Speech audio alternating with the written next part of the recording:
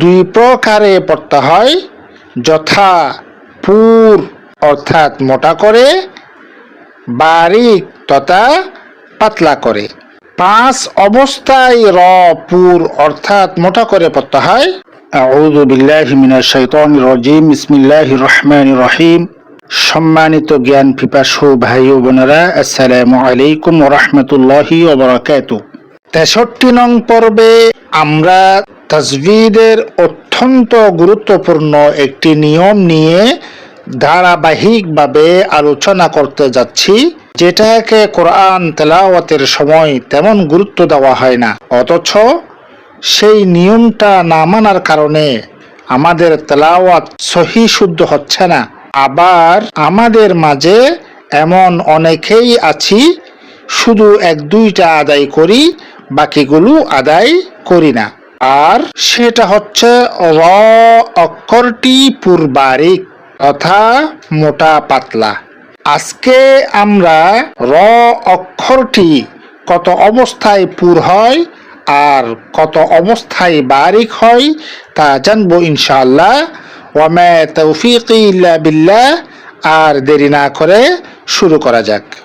আমরা স্ক্রিনে দেখতে পাচ্ছি র পড়ার নিয়ম। র দুই প্রকারে পড়তে হয়, যথা পুর অর্থাৎ মোটা করে, বারিক তথা পাতলা করে।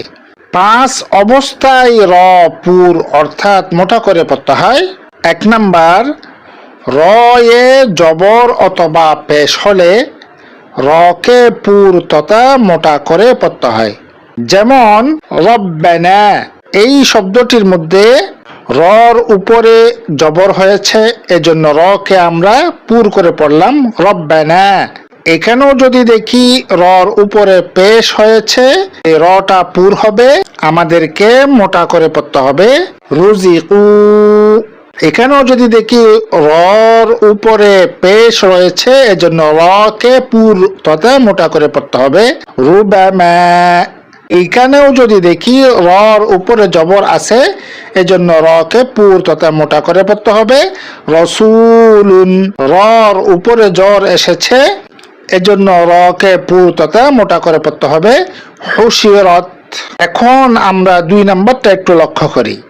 র সাকিনের ডানে জবর অথবা পেশ হলে রকে পুর তথা মোটা করে পড়তে হয়।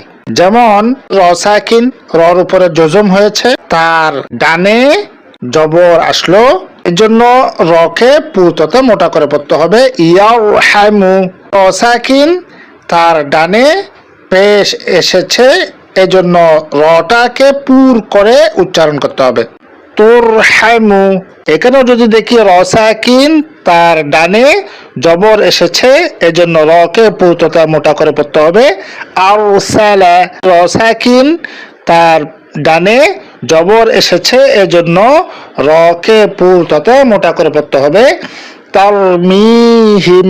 র সাকিন, তার ডানে পেশ এসেছে, এজন্য রকে পুর তথা মোটা করে পড়তে হবে তুরজাউন।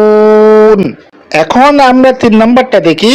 র সাকিন, তার ডানে খালি আলিফ, তার ডানে জের হলে তখন রকে পুর তথা মোটা করে পড়তে হয়। উদাহরণ দিকে একটু লক্ষ্য করি। র সাকিন, র সাকিনের ডানে খালি আলিফ, তার ডানে জের হলে রকে পুর তথা মোটা করে পড়তে হবে মানির তাওয়া।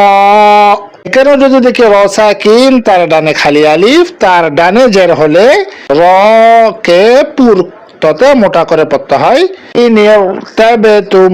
র সাকিন, তার ডানে খালি আলিফ, তার ডানে জের হলে রকে পুর তথা মোটা করে পড়তে হয় রব্বিরজিউন। এখানেও যদি দেখি র সাকিন, তার ডানে খালি আলিফ, তার ডানে জের হলে রকে পুর তথা মোটা করে পড়তে হয় আমিরতাবু। আগামী পর্বে 4 এবং 5 নাম্বার আলোচনা করা হবে ইনশাআল্লাহ। আজকের আলোচনার মধ্যে আমরা যতটুকু বুঝতে পারলাম সেটা হলো রকে 2 ভাবে পড়তে হয়, পুর তথা মোটা করে, বারিক তথা পাতলা করে। 5 অবস্থায় রকে পুর করে পড়তে হয়।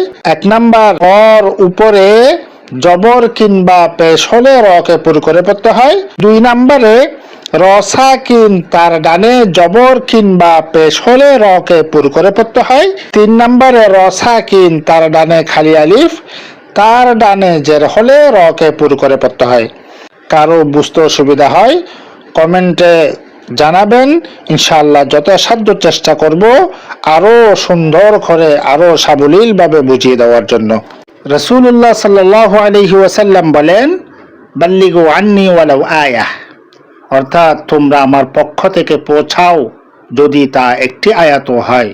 এই হাদিসের অনুসরণে লাইক, কমেন্ট ও শেয়ার করে ধর্মপ্রাণ মুসলিম ভাই বোনদের শিকার সুযোগ করে দিই। কেননা আমাদের শেয়ারের ফলে একজন ভাই কিংবা বোন যদি শিখতে পারেন তাহলে আমরাও সওয়াবের ভাগীদার হব ইনশাআল্লাহ।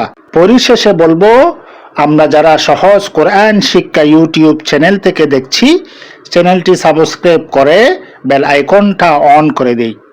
আর আমরা যারা ফেসবুক পেজ থেকে দেখছি, পেজটি ফলো করে রাখি যাতে আমরা পরবর্তী ভিডিওগুলো ধারাবাহিকভাবে দেখে শিখতে ও জানতে পারি। আগামী পর্ব দেখার আমন্ত্রণ জানিয়ে এখানেই শেষ করছি। আসসালামু আলাইকুম ওয়া রাহমাতুল্লাহি ওয়া বারাকাতুহু।